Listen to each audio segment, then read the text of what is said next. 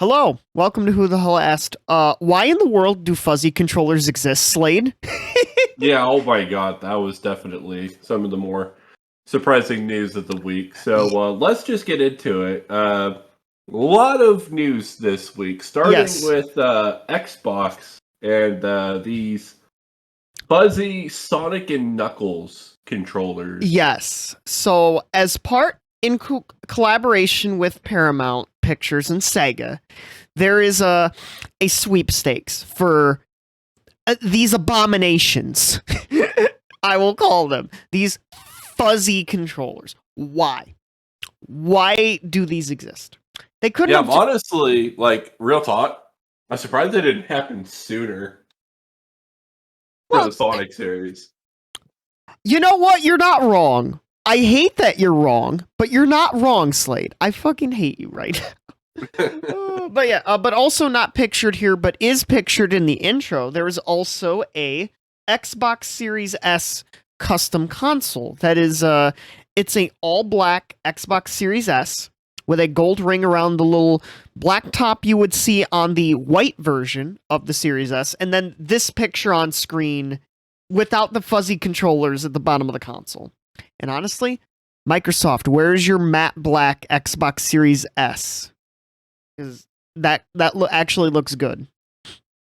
But yeah, this freaked out the internet for a day, and imagine the gamer gunk, Slade. Yeah, yikes. I want I wish I could have this controller because I'm curious how the sticks are gonna. Because it looks like they're a bit covered by the fucking fuzz. How would it be to hold this thing? Maybe one day I'll get my. Kind of weird. Like, I couldn't imagine because, like, golly, the gamer gunk and then the fucking it slip out of your hands. I feel like every now and then. How would you clean this thing? How would you fucking clean this thing? I guess throw it in the washer. Shit. That's a bad idea. Speaking of potentially bad ideas, we have GTA Plus.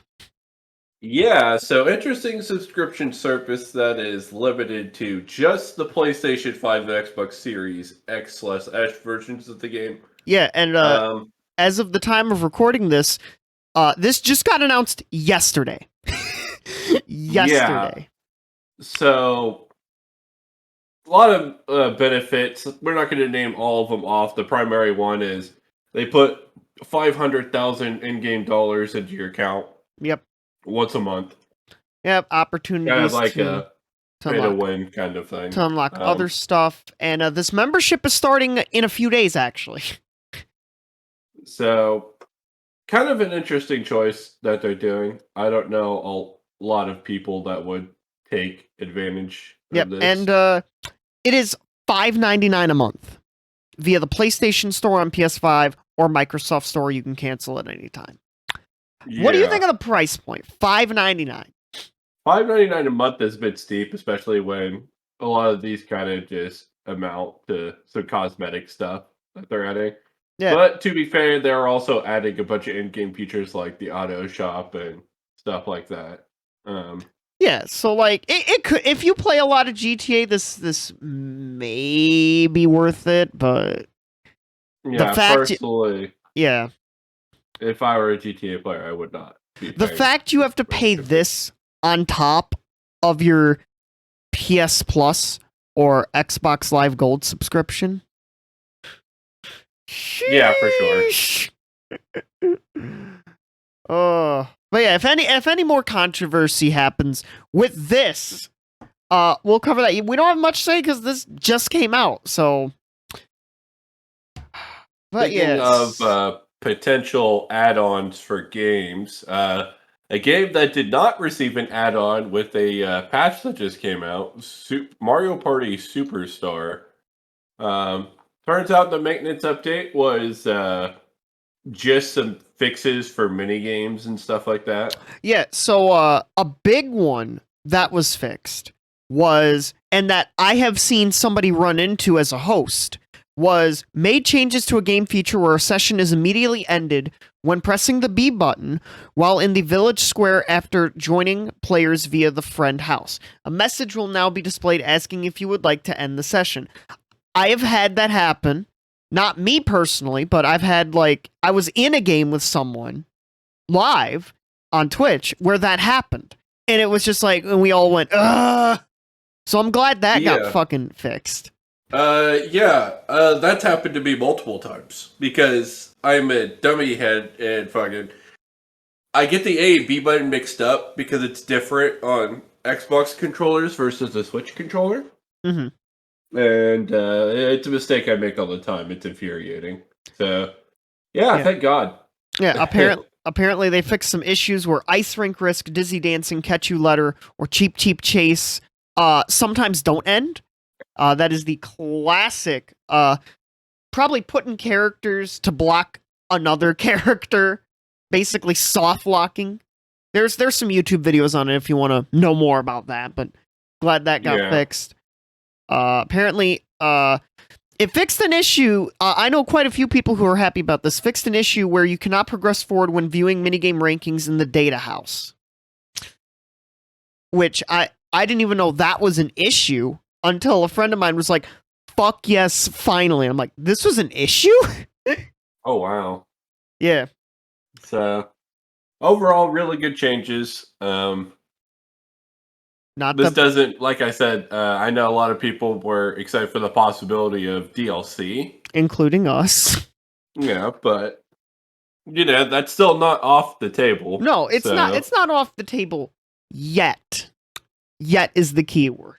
Yeah, I imagine if we don't hear anything by the end of July, then there is no DLC for the game. So, yeah, stay tuned for that. We'll continue to look into that. Yeah. Speaking of Nintendo games not receiving extensions to service that they currently provide, phone game Dragalia Lost will be ending its service. Yes, that's right. So by the end of the year. Yes, so July 2022 will be the finale of the game. I heard the game at first did well, but now it's only bringing in like $200,000 like a month. Which is probably less than what they're putting into it. Yeah, probably. So, yeah, the game's going to be ending its service very soon. Pretty unfortunate. The mark of the mobile game sphere that Nintendo's doing with their like phone games and whatnot. Yeah. Really, the only successful one is Fire Emblem Heroes. The others kind of see varying degrees of success Mario Kart Tour. And Mario Kart Tour to a smaller extent, yes. Yeah. Do you think we see a full console game with the IP, or does Dragalia's Lost join the lovely collective of Chibi Robo, F-Zero, Earthbound, etc., etc., etc. in the Nintendo? I think it's a dead franchise. You think it's over from here? Yeah, because I think when you have service subscription games kind of like these and they don't do well, typically that just means there's a complete lack of interest in like the IP. There's a reason why Fire Emblem Heroes is still popping off even after all this time. It's because people are just interested in Fire Emblem. That's fair. Dragalia Lost doesn't have that character recognition, factor that Fire Emblem has going for it. Yeah. Do you think there ever was a plan? Because I feel like at some point there had to have been a plan to have like a console game. I could be wrong. Honestly, I wouldn't be able to tell you. Dragalia Lost was so interesting at the time because it's the only original IP I think Nintendo's come up with for their phone games. Yeah, which that's interesting in of itself. So, I don't know. I think there was a possibility, but I would say probably not overall. Yeah. I think they're just testing the waters with what they could do on the mobile market. Yeah. Dragalia's Lost main character for Smash. No, Smash is done. Smash is done. God. I mean, they did put Min like 2 years after ARMS came out. Yeah, and ARMS probably doesn't have a future. Yeah, and ARMS probably doesn't have a future. Yeah. Uh, Okay. So I speaking of guess we'll do the speak, Nintendo wrap up. yeah, Go speaking ahead. of things that have a bright future, we have the Ocarina of Time PC port.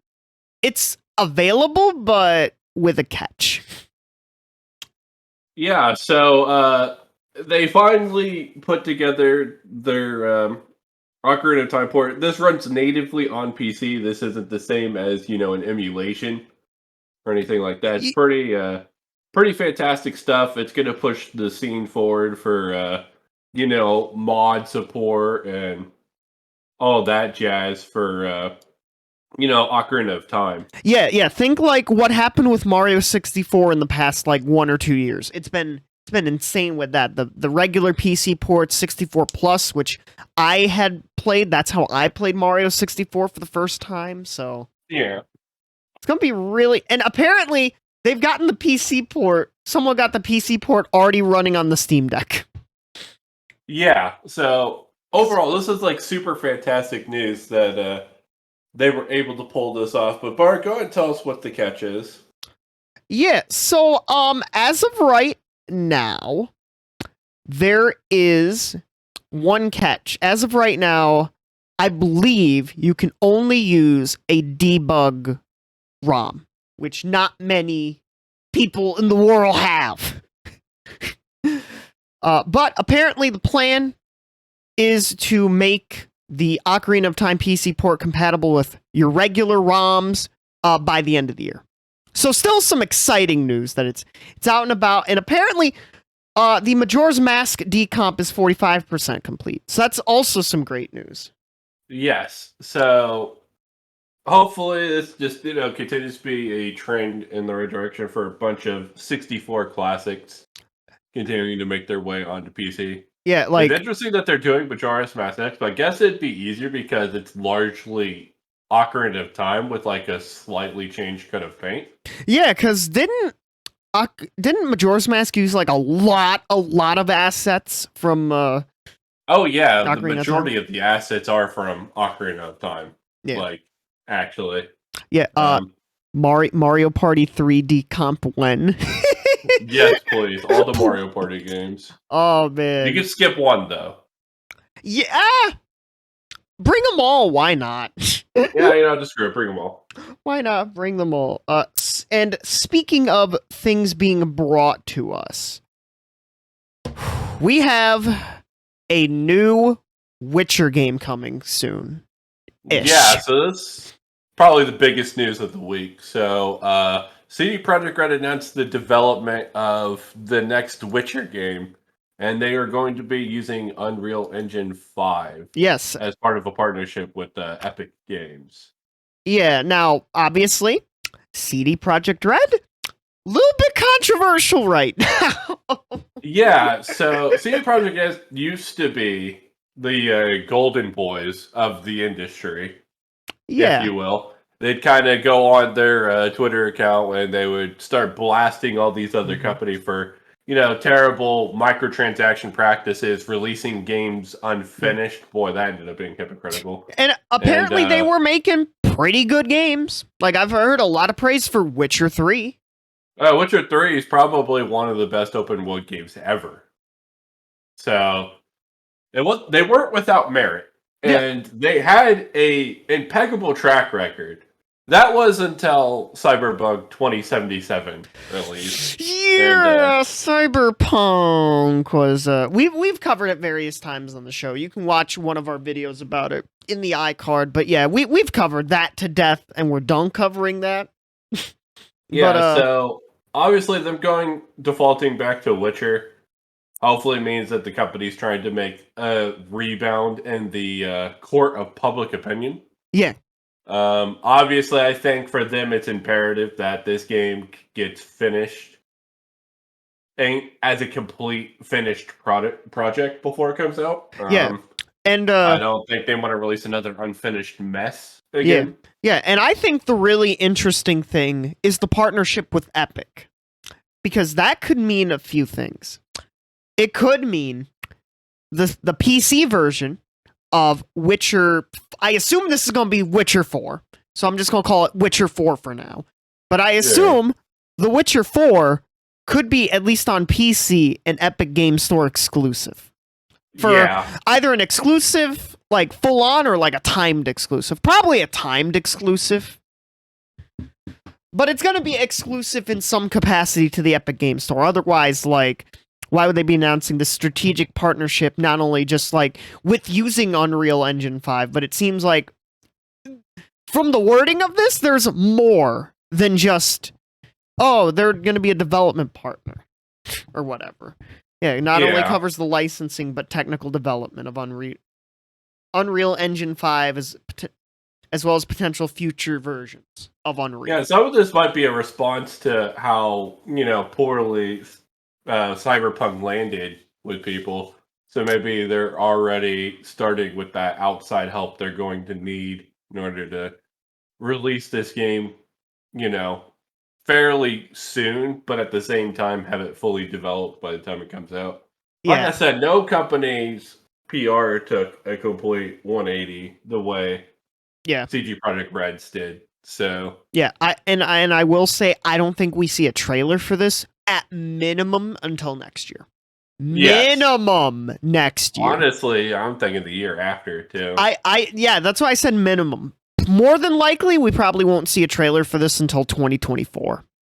If I had to take a shot in the dark at it. Yeah.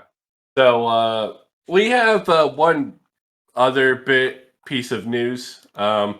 Recently, a Paper Mario-like game was just recently announced, which was as part of the cool. Games Radar Future Games Showcase, which I did watch. There wasn't much of news on that show, which is why we're not covering it that much. But yeah, so Slade, what's the name of this game? Yeah, the game is called the Outbound Ghost. So it appears to be kind of like a after death kind of Paper Mario-like game. Yeah, where you have your traditional Paper Mario combat with like a bit of a twist that you can have with the like 5 party members. Honestly, seems more similar to Bug Fables than it does to Paper Mario. But no, the designs seem to be, pretty charming for the most part. It's definitely something I'm looking forward to getting into. So yeah, to me, it was the best announcement of that Games Radar Spring Showcase. Yeah, there wasn't really a whole lot else there that was really there wasn't. They probably will do like they did last year. There will probably be like a summer showcase, and if there's anything interesting there, we'll cover that. Because goddamn, the summer, I bet, Slade, for us is going to be insane. Oh yeah, especially if E3 isn't canceled. As I said, we'll find out whether that happens or not. So. Yeah, or what everybody does. We know Summer Game Fest is back again. Yeah. So we have that and more. But yeah, so that is a lot of minor news, but a lot of it this week. It's a pretty busy news week, and that's kind of, how I prefer it, honestly. Yeah, like a lot of smaller stories, but like they're all like out. But who knows what's coming next week? But of course, we will cover it as always. This has been Byron. And this has been Slade. And we will see you all next week. Bye-bye.